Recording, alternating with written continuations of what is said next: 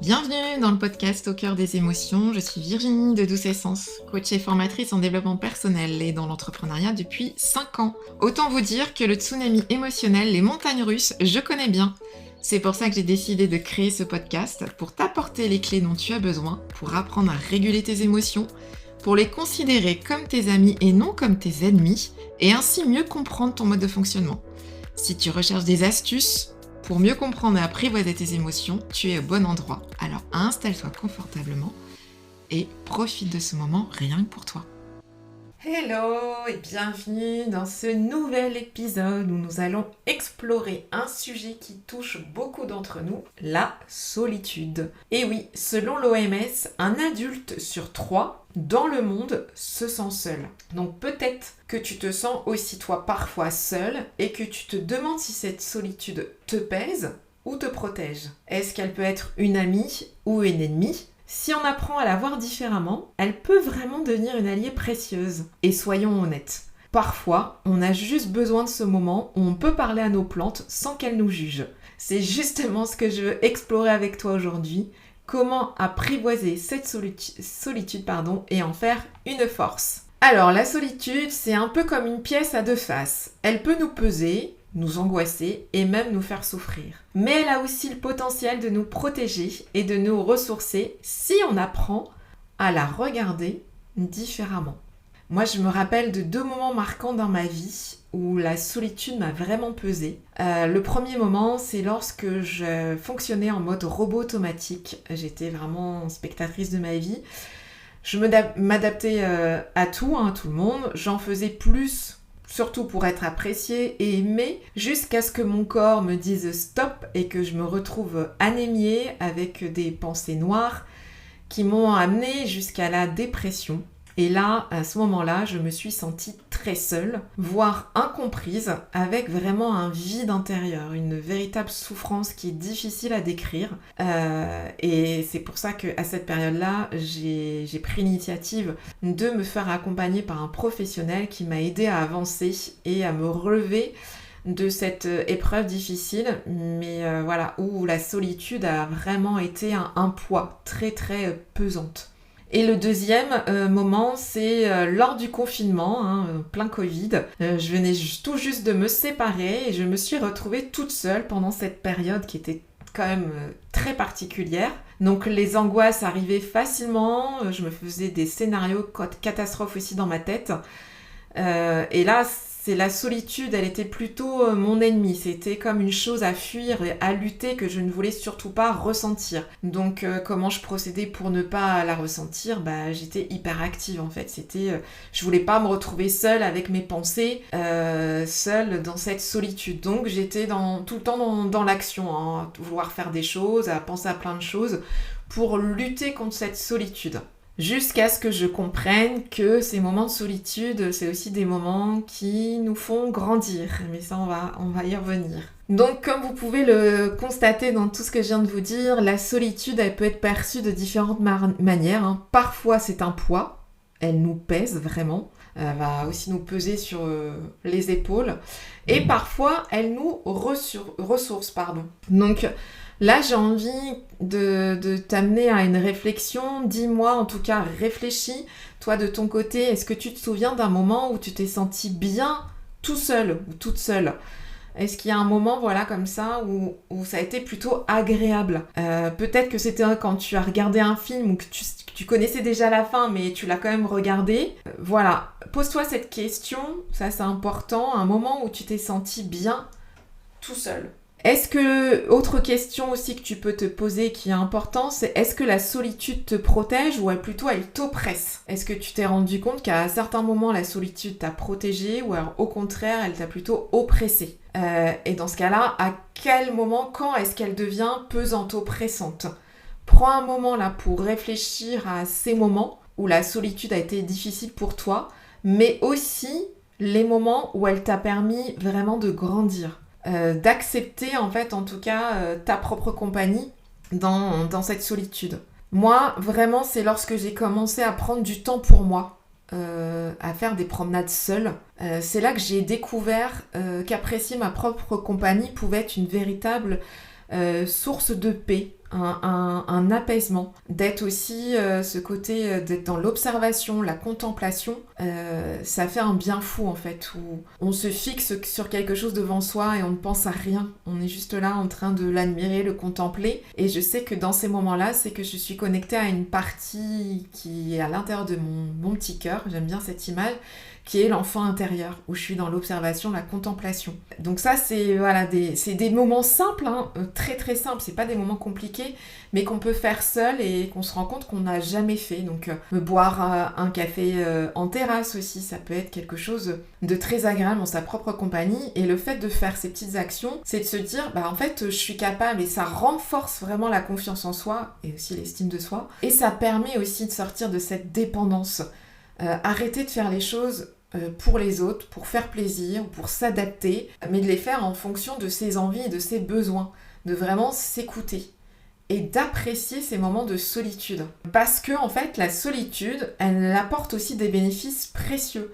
Il faut savoir que cette solitude, elle va favoriser aussi notre créativité, puisqu'on va être focus sur une activité, sur ce qu'on est en train de faire, et aussi c'est dans ces moments-là, on ne voit pas le temps passer, et on ne sera pas dans des distractions, on sera dans plutôt la concentration, et c'est un moment qui est plutôt agréable avec soi-même, hein, que ce soit une activité, je sais pas, de manuelle, de peinture, ça peut être aussi du chant, on peut chanter seul, enfin voilà, il y a plein de choses qu'on peut faire seul. Et en fait, ces moments-là peuvent apporter une clarté en fait au niveau de notre état d'esprit. Ça nous donne vraiment un espace nécessaire pour réfléchir à nos pensées, à nos émotions, sans être influencé par les opinions et jugements des autres. Donc ça aussi, c'est très intéressant. Et ce que j'ai envie aussi de vous partager, c'est que dans ces moments-là de solitude, ça nous permet aussi d'écouter, je trouve, plus facilement notre intuition, cette petite voix à l'intérieur de nous qui nous veut que du bien. D'être vraiment à l'écoute de cette petite voix, cette intuition qui peut nous guider aussi dans des prises de décision. Et puis qui nous aide aussi à y voir plus clair. Pour moi, prendre du temps seul, c'est une véritable bouffée d'air frais en fait. Pour notre bien-être mental, ça réduit aussi le stress qu'on a pu accumuler dans le quotidien. Donc c'est un moment vraiment privilégié pour se reconnecter à soi, identifier ses besoins profonds, ses envies, et en même temps envisager des nouvelles perspectives, mais aussi trouver des nouvelles solutions. Donc c'est vraiment important de s'écouter et de reconnaître ses besoins. Il faut savoir que parfois j'ai vraiment besoin de moments de solitude, hein. Je me connais, le fait aussi d'avoir cette part de sensibilité. Il y a des moments, j'ai envie de dire aussi en fonction de notre cycle, je m'y intéresse de plus en plus, je trouve ça hyper intéressant. En fonction de notre cycle, il y a des moments où j'ai vraiment besoin d'être seule, où je sens que j'ai besoin de méditer, j'ai besoin de peut-être aussi d'écrire, d'écrire mes pensées, de dessiner, suivant le cycle, à quel cycle je suis. Ça peut être avant les règles ou pendant les règles, mais ça c'est propre à chacune. À vous de vous écouter, de voir à quel moment dans votre cycle, il y a ces moments de solitude sont beaucoup plus intenses et vous sentez qu'ils sont beaucoup plus forts. Donc vraiment d'être à l'écoute de ça, pour vous ressourcer. Et donc moi, voilà, je sais que j'ai des moments où j'ai besoin de me ressourcer, j'ai besoin d'être seule avec moi-même. Et ça, c'est important de l'exprimer à votre entourage pour qu'ils comprennent que ce n'est pas une fuite, mais que c'est vraiment une nécessité pour vous, un besoin. Ça, c'est hyper important de le partager, de le dire, parce qu'on est tous différents. On n'a pas tous le même mode de fonctionnement. On n'a pas tous appris aussi à se connaître. Il y en a qui ne supportent pas d'être seuls avec eux-mêmes et qui ont toujours besoin de se nourrir des autres. Donc voilà, donc ça c'est hyper important de pouvoir l'exprimer pour que l'autre, en tout cas votre entourage, puisse comprendre que là vous avez besoin d'être seul. Et puis il y a d'autres fois où j'ai besoin de me connecter. Je sens que j'ai besoin d'échanger avec les autres pour me nourrir de ce côté partage, de ce côté enrichissement mutuel. Donc, ce que j'ai envie de vous dire, c'est de trouver un équilibre. Oui, il y a des moments où j'ai besoin d'être seule, et donc je l'exprime et je le dis. Et oui, il y a des moments où j'ai besoin de partager, j'ai besoin de me nourrir des autres, parce que je trouve ça hyper constructif et enrichissant de m'ouvrir à la connexion avec les autres. Donc ça, c'est ces deux aspects, seul et ensemble, ça nous enrichit en fait, mais différemment. Et c'est important d'avoir les deux. Et pour ça, c'est de s'écouter. Et donc, il y a beaucoup de choses aussi, je me suis rendu compte que on a peur de faire les choses seul. Beaucoup de personnes n'osent pas faire des choses seules, que ce soit d'aller au cinéma, au restaurant, ou même partir en voyage ou en week-end. En fait, il y a des personnes qui n'ont pas été habituées à être seules. C'est quelque chose qui est vraiment très ancré et qui peut dater de l'enfance, où il y a déjà eu une dépendance qui s'est créée. Et comme c'est tellement ancré, on a reproduit ça en rencontrant par exemple quelqu'un, et on a créé, en tout cas continué à nourrir ce lien de dépendance. Et donc, cette peur de la solitude, elle est souvent alimentée par le regard et le jugement des autres. Mais qu'est-ce qu'ils vont penser si je vais seule au restaurant ou si je vais seule au cinéma, si je dis que j'ai envie d'aller à cette formation ou cet atelier, mais seule, voilà, qu'est-ce qu'on va me dire, comment ils vont le prendre, voilà. Ça, derrière, vous allez voir qu'il y a de la culpabilité, on y reviendra tout à l'heure. Donc ce jugement, ce regard des autres peut parfois nous empêcher de répondre vraiment à nos véritables besoins et envies. Moi-même, je me suis retrouvée face à ces questionnements. Et pourtant, chaque fois que j'ai osé faire quelque chose seule, j'en suis ressortie plus forte, plus confiante. C'est pareil d'ailleurs pour ma fille qui a pris l'initiative d'aller seule au cinéma. J'ai trouvé ça génial quand elle m'a transmis ça. J'ai dit mais à son âge, à 20 ans, c'est top d'expérimenter ça parce que moi je l'aurais pas fait. Et j'adore en fait qu'elle me partage ça parce qu'elle a vraiment apprécié. Elle m'a dit oh, non, j'étais vraiment bien avec moi, j'ai trouvé ça hyper intéressant. J'ai vu qu'elle en était ressortie grandie, ça ne l'a pas du tout dérangée. Et elle a apprécié, elle a sa propre compagnie, d'être bien avec elle-même. Et puis le regard et le jugement des autres, elle m'en a même pas parlé en fait. Elle a apprécié ce moment seule face à ce film qu'elle a choisi. Et je pense que c'est quelque chose qu'elle va renouveler puisqu'elle a apprécié. Pareil, là où je suis vraiment fière, c'est que je l'ai encouragée aussi à faire ce voyage. Bon, elle était beaucoup plus jeune, elle avait 16 ans. Elle avait très envie voilà, de découvrir un pays. Et je l'ai encouragée à y aller. Donc elle a choisi la destination San Diego. Bien sûr, c'était de rejoindre un groupe d'étudiants, mais il a fallu qu'elle parte seule. Il y avait beaucoup d'heures d'avion. Tout le trajet, elle l'a fait seule dans un pays qu'elle ne connaissait pas, en langue étrangère. Mais voilà, ça l'a fait grandir et prendre confiance en elle. C'est une belle expérience de vie. Et pareil, c'est quelque chose que je n'aurais pas fait à son âge. Et c'est pour ça que je l'ai encouragée à le faire. Et je suis super contente parce qu'elle a apprécié, voilà. Certes, elle a eu peur. Je vous cache pas qu'il y a eu des moments où elle a eu peur. Mais elle a réussi à faire face à cette peur et d'apprécier aussi cette solitude. Donc voilà, ça c'est aussi un message que j'avais envie de vous partager, un retour d'expérience. Et aussi, j'ai une cliente qui m'a envoyé un message très récemment, que j'ai accompagnée il y a un petit bout de temps, mais du coup qui m'envoie régulièrement des messages pour que je puisse suivre son évolution et je trouve ça génial. Et donc là, ce qu'elle m'a partagé, c'est qu'elle est partie en formation pendant 3 jours et elle a osé visiter seule, manger seule au restaurant. Elle a senti qu'elle avait besoin de se retrouver, de se prouver qu'elle pouvait être bien avec elle-même. Donc elle a utilisé les outils qu'on avait explorés ensemble. Elle a utilisé bien sûr la respiration, vous savez à quel point elle est importante. Elle a accepté ses peurs, elle a laissé les angoisses passer. Et à chaque fois, ça l'a rendue un peu plus déterminée. Donc vraiment, ce message m'a vraiment profondément émue et je suis vraiment fière de son évolution parce que chaque jour, elle continue à apprécier sa propre compagnie et apprécier ses moments de solitude. Donc Florent, je te remercie du fond du cœur pour ce magnifique témoignage. Donc ce que j'ai envie là de te partager, toi, est-ce que tu as déjà fait quelque chose seul qui t'a rendu fière ? Voilà, prends un temps pour toi, pour réfléchir à quelque chose que tu as fait seul et qui t'a rendu fière. Moi, j'ai quelque chose qui me vient spontanément et que je te partage. C'est lorsque j'ai décidé de partir en week-end bien-être seule. C'était de rejoindre un groupe. C'était Nathalie Lefebvre qui a animé cet atelier, voilà, qui animait une radio à l'époque.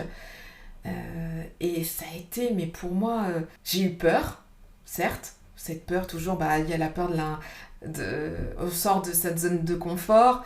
Mais le fait de me retrouver seule avec moi-même, de prendre cette initiative d'y aller, c'est quelque chose qui m'a fait grandir. Et je suis ressortie de ce week-end enthousiasme, fière de l'avoir fait. Et j'ai beaucoup appris sur moi en fait. Donc voilà, moi je vous encourage à adopter en tout cas ces moments de solitude avec vous. Et donc dans tout ça, vous allez me dire, ok, comment on fait? Comment on fait pour apprivoiser cette solitude? Donc la première chose, c'est quelque chose que vous connaissez déjà, puisque c'est quelque chose que je répète dans mes épisodes, puisque on est dans Au cœur des émotions. C'est hyper important d'accepter tes émotions, puisque quand on ressent de la solitude, on ressent soit de la tristesse, soit de la peur. Ça fait partie du package. Et donc, la première chose, c'est d'accueillir cette peur, d'accueillir cette tristesse, voilà, de pouvoir la nommer, puisque tu sais, mais je vais le répéter, ça fait toujours du bien de réentendre, quand on est triste, le besoin à satisfaire derrière la tristesse, c'est d'être consolé, réconforté.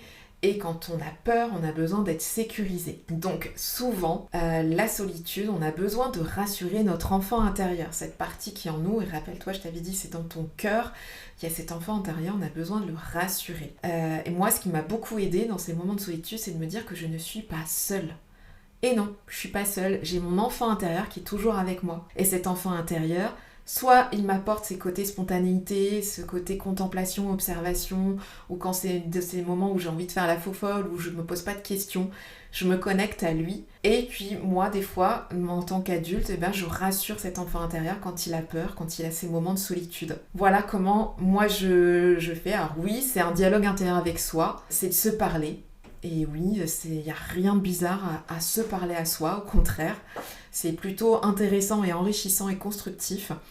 Donc c'est important de rester à l'écoute vraiment de vos envies, de ce qui se passe à l'intérieur de vous, et de vous autoriser à faire une balade seule, aller boire un café en terrasse, à manger au resto seul, à vous faire un week-end seul, ou une journée en solo à la mer, enfin voilà, quelque chose que vous organisez seul. Donc pareil, là, une question que j'ai envie de te poser, c'est quelle activité te ressource quand tu es seule? Qu'est-ce qui te fait du bien quand tu fais des activités seule? Est-ce que c'est une danse improvisée dans le salon? Est-ce que quand tu te mets à chanter, même si tu chantes faux, on s'en fiche? Voilà, réfléchis aux activités qui te ressourcent quand tu es seule. Pareil, des activités simples, même si ça dure pas longtemps, des choses très simples. Ce qui est important aussi de se rappeler, c'est que ces moments de solitude ne sont pas vides de sens. C'est vraiment des occasions pour enrichir votre créativité, clarifier vos pensées, réduire le stress. Donc prenez le temps de vous écouter et de vous retrouver. Ça, c'est hyper important, tout en respirant. Alors, pour apprivoiser cette solitude, je t'invite à te poser encore quelques questions. Quand est-ce que tu as envie d'être seule? Voilà, essaye de repérer les moments où tu as envie d'être seule. Je suis sûre qu'il y a des moments que tu ressens, où tu sens que tu as vraiment besoin d'être seule. Donc ça, essaye de repérer, tu dois avoir des indicateurs où tu sens qu'il y a ces moments où tu as besoin de te recentrer, te ressourcer, de te poser. Voilà, essaye de repérer ces moments-là. Repère aussi les moments où tu as peur d'être seule. Quels sont les moments où tu as peur d'être seule? Qu'est-ce que tu crains? Qu'est-ce que tu risques? De quoi tu as peur? Quels sont les moments où tu as peur d'être seule? Quelles sont les activités qui te ressourcent quand tu es seule? Ça aussi, c'est important. C'est ce qu'on a vu un petit peu en amont. Donc, en apprenant à répondre à ces questions, tu peux mieux comprendre tes besoins et trouver l'équilibre entre les moments de solitude et les moments de partage. Et si la culpabilité surgit, parce que oui, souvent la culpabilité surgit et ce qui t'empêche de te retrouver seul avec toi-même, sache que tu as le droit de prendre soin de toi, que ce soit seul ou avec les autres. Et là, ce qui me vient, c'est une image, en tout cas quelque chose que j'ai partagé avec une cliente qui avait une culpabilité qui était vraiment bien ancrée et qui l'empêchait d'apprécier ces moments de solitude. Je lui ai dit, imaginez-vous, vous êtes au tribunal, vous êtes devant la barre, il y a les juges qui sont devant vous, et on vous dit, on vous pointe du doigt, on vous dit, vous êtes coupable. Mais coupable de quoi? De quoi vous êtes coupable? Vous êtes coupable de prendre soin de vous, de vous autoriser à vous ressourcer, à vous recentrer sur vous, à vous poser? Non, vous avez le droit. J'insiste là-dessus, vous avez le droit de prendre du temps pour vous, seul, d'apprécier ces moments en votre propre compagnie, puisqu'on est 24 heures sur 24 avec nous-mêmes, et c'est hyper important de se respecter, de s'apprécier avec bienveillance, avec douceur. Parce que c'est pas rien, 24 heures sur 24, notre propre compagnie, si on est avec quelqu'un qu'on n'aime pas, c'est compliqué si on n'apprécie pas cette solitude avec nous-mêmes. Donc voilà, réfléchissez à tout ça. J'espère que je vous ai donné des pistes qui vont vous permettre, il y a des choses qui vont émerger en tout cas pour vous. N'hésitez pas à me les partager, moi ce serait un plaisir de pouvoir vous lire et de vous répondre. Donc ce qui est important de retenir, c'est que être seul, ça ne signifie pas être isolé. Hein. Être seul, c'est trouver le bon équilibre. C'est j'ai le droit d'avoir des moments seuls, j'ai envie, j'ai besoin d'avoir ces moments pour me ressourcer. Et j'ai aussi des moments où j'ai besoin de partager, j'ai besoin de me connecter aux autres. L'isolement, c'est quelque chose qui est beaucoup plus profond. Les signaux de l'isolement, déjà, c'est j'ai plus envie de voir personne, je reste chez moi, je ne fais plus rien, j'ai plus d'envie, je reste complètement passif, je suis enfermée dans mes pensées et je peux avoir des pensées, des idées noires, voilà, ça peut aller très loin. L'isolement, c'est je m'isole de tout, je ne veux même plus sortir, je ne fais plus rien. Donc ça, c'est quelque chose de très profond et là, dans ce cas-là, c'est hyper important d'aller voir son médecin, d'aller voir un psychologue pour en parler, de se rapprocher d'un professionnel pour parler de ce qui se passe à l'intérieur de soi quand on est en train de s'isoler. C'est qu'il y a un mal-être très profond. Donc voilà, c'est hyper important de faire la différence entre la solitude et l'isolement. Donc je répète, c'est trouver un équilibre. Savoir quand on a besoin de se retrouver avec soi-même et quand on a besoin de connexion avec les autres.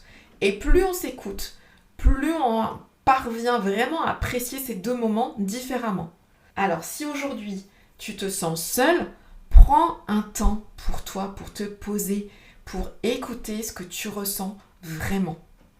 La solitude, c'est vraiment une alliée précieuse, à condition de l'accueillir avec bienveillance. C'est un espace pour toi, pour te ressourcer, te reconnecter. Un espace de créativité, ça te permet aussi de créer, de te recentrer. Et parfois, certes, cette solitude peut être inconfortable, mais elle te permet vraiment de grandir.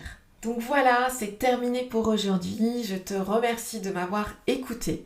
J'espère que ces réflexions t'aideront à voir la solitude sous un nouvel angle. Et comme d'habitude, je t'invite à vraiment prendre soin de toi et à apprécier ta propre compagnie dans les moments de solitude. À très bientôt. Et voilà, c'est déjà la fin de cet épisode au cœur des émotions. J'espère que tu as trouvé des astuces utiles pour mieux les apprivoiser dans ton quotidien. Rappelle-toi, elles sont tes alliés et non tes ennemis. Si cela t'a plu, abonne-toi, laisse un avis ou partage-le avec tes proches. Tu peux aussi me rejoindre sur les réseaux sociaux pour continuer la conversation et découvrir encore plus de ressources. Merci de m'avoir écouté, prends bien soin de toi et à très bientôt pour un nouvel épisode rempli de bienveillance et de découverte. Profite de chaque instant et souviens-toi, l'émotion est le moteur du changement.